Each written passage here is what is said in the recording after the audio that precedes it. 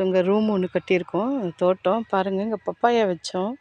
Papaya காயே விட்டுட்டுருக்கு. நான் இப்போ தான் இங்கே வந்து பார்க்குறேன். ஸோ எல்லாம் ஈவனாக வளரல செடிங்க. நம்மளுக்கும் இப்போ தான் அக்ரிகல்ச்சர் ஃபஸ்ட்டு, அதனால் சரியாக தெரியல என்ன மாதிரி உரம் கொடுக்கணும் என்னன்னுட்டு. ஸோ தண்ணி வசதியே கொஞ்சம் இல்லை இங்கே. போர் போடல, இப்போ தான் போட்டிருக்கோம் போர்வெல்லு. இதுக்கு இன்னும் சப்ளை ஆகலை. வேறவங்கிட்ட தான் வந்துட்டு காசு கொடுத்து வாங்கிட்டுருக்கோம். 1 ஹவருக்கு ரூ. 100 தண்ணி. பாருங்கள், இது குட்டியாக விட்டுருக்கு. ரொம்ப அழகாக இருக்குது, பார்க்கறது ரொம்ப நல்லா இருக்குது. குள்ளமாக தான் இருக்குது, அதுக்குள்ளவே காய் விட்டுருக்கு. ஓகே, நர்சரிலேருந்து தான் வந்து வச்சுருக்கோம். இந்த பழம் எப்படி இருக்குது, டேஸ்ட்டாக இருக்கான்னுட்டு நான் உங்களுக்கு வீடியோ போடுறேன். ஸோ எல்லாமே இப்போ நான் கற்றுக்கிற எல்லாமே நான் உங்களுக்கு வேணும்னா சொல்கிறேன்.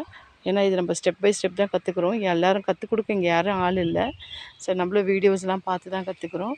ஸோ உங்களுக்கு இந்த மாதிரி நாலேஜ் வேணும்னா சேனலை சப்ஸ்கிரைப் பண்ணி லைக் பண்ணி வைங்க. ஸோ பப்பாயா எப்படி வருதுன்ற வீடியோவை நான் போடுறேன் உங்களுக்கு.